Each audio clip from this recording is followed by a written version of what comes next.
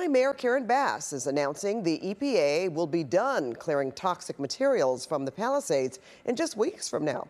But major challenges loom on the long road to recovery. KCAL News political reporter Tom Wade is here, also following the pending investigations. Tom. Yeah, a lot going on, right, in the city. First, we've got to get this road to recovery started, right? And then also there are these sort of investigations. We need to know more details about how this all unfolded, right? So LA Mayor Karen Bass says all city departments are mobilized to help the Palisades rebuild and recover. And while the mayor appears energized and optimistic, many people who lost their homes are worried about the long journey ahead. And some have just told us they are ready to move on.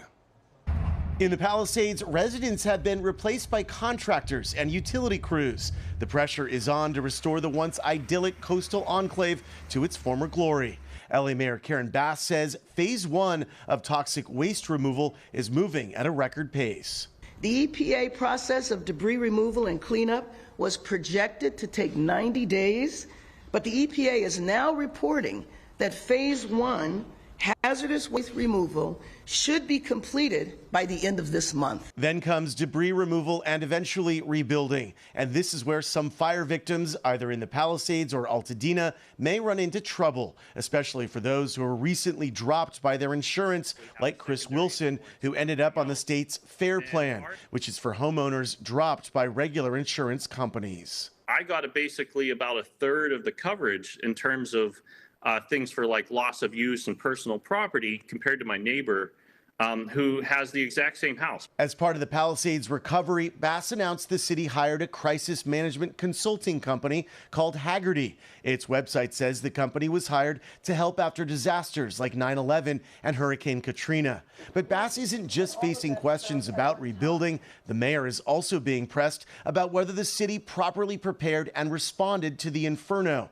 Bass says there will be independent investigations. The Fire Commission will take the lead on an investigation independently, and then the governor will weigh in with firms, independent firms that will examine everything that happened.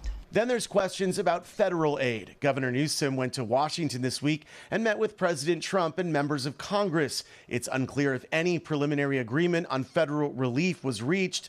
Congressman Brad Sherman, who represents the Palisades, is making it clear the Republican-controlled House and Senate does not appear in any rush to send help. I have to deal with an atmosphere in Washington that is hostile to California and is looking for excuses not to provide more than the basic $43,000 of aid that those who are underinsured are entitled to.